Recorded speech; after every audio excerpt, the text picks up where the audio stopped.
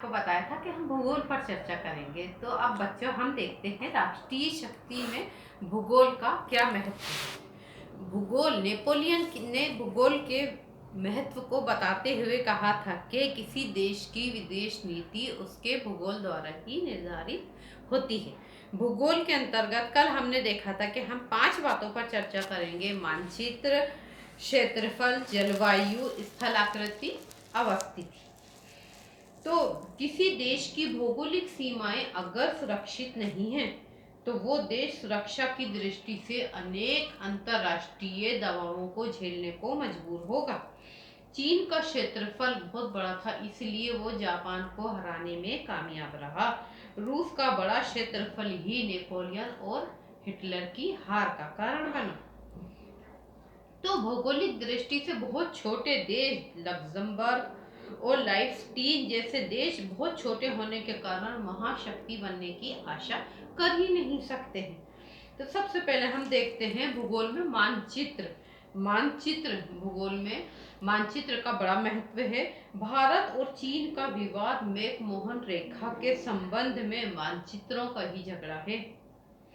चीन द्वारा सोवियत संघ के बहुत बड़े क्षेत्र पर अपना अधिकार जताना भी मानचित्रों का ही झगड़ा था।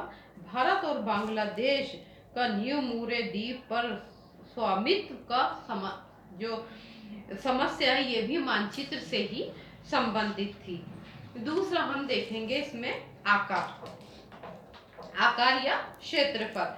तो चीन का विशाल आकार था, इसलिए वो 1945 में 1937 में जापान जो है वो चीन पर कब्जा नहीं कर सका और चीन को कुचल नहीं सका। उसके बड़े आकार के कारण अमेरिका और रूस दुनिया की सबसे बड़ी महाशक्ति हैं। सोवियत संघ इसलिए था क्योंकि उसका क्षेत्रफल सबसे अधिक था। और आज भी सोवियत संघ से अलग होकर रूस का क्षेत्रफल अभी भी दुनिया में नंबर 1 पर है। और क्षेत्रफल की दृष्टि से भारत का दुनिया में 7वां स्थान आता है। तो हम देखेंगे कि क्षेत्रफल का बड़ा महत्व है। दूसरा हम देखते हैं जलवायु। जितने भी आजकल शक्तिशाली राष्ट्र हैं, सभी शीतोष्ण कटिबंध में हैं। मीन्स जहाँ पे गर्मी ज्यादा होगी वहां पे वो राष्ट्र ज्यादा शक्तिशाली नहीं हो सकता। जहाँ पे ठंड होगी वो राष्ट्र के नागरिक चुस्त फुर्त होंगे, काम करेंगे, कठोर और मेहनतशील होंगे, वो राष्ट्र की शक्ति में महत्वपूर्ण योगदान देते हैं। लेकिन रेगिस्तान में जब से पेट्रोलियम और यूरेनियम खनिज मिल रहे हैं, तब से रेगिस्तान का महत्व भी बढ़ा है।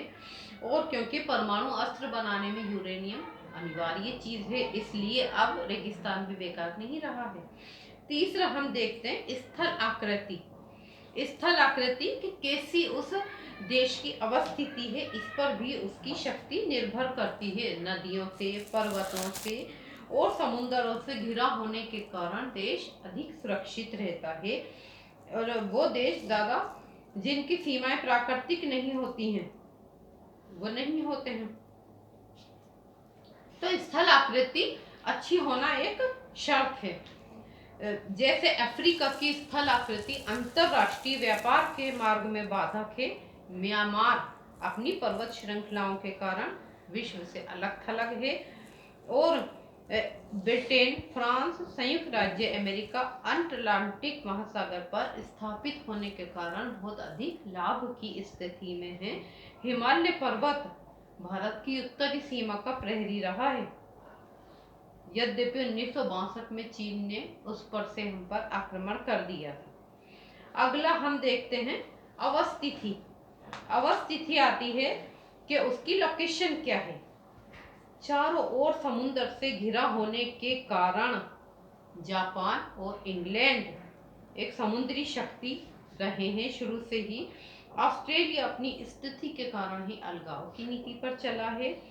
और नॉर्वे, फिनलैंड, डेनमार्क जैसे अपनी राष्ट्र अवस्थिति के कारण ही द्वितीय विश्व युद्ध का केंद्र बन गए थे।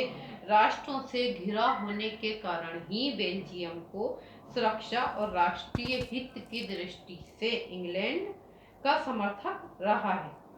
स्विट्जरलैंड भी जर्मनी, इटली और फ्रांस से घिरा होने के कारण तटस्थता की नीति अपनाता रहा है।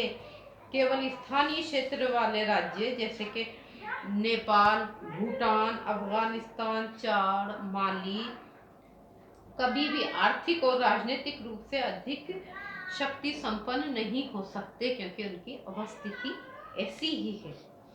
अब हम देखते हैं अवस्थिति के बाद आ जाती है स्थल आकृति। लोगों की स्थल आकृति अच्छी होनी चाहिए किसी भी देश की, तभी वो शक्तिशाली बनेगा।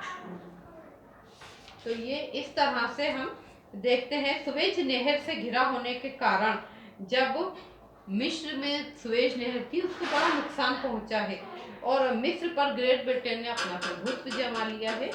तो भूगोल का इसमें बड़ा महत्व है। लेकिन वैज्ञानिक और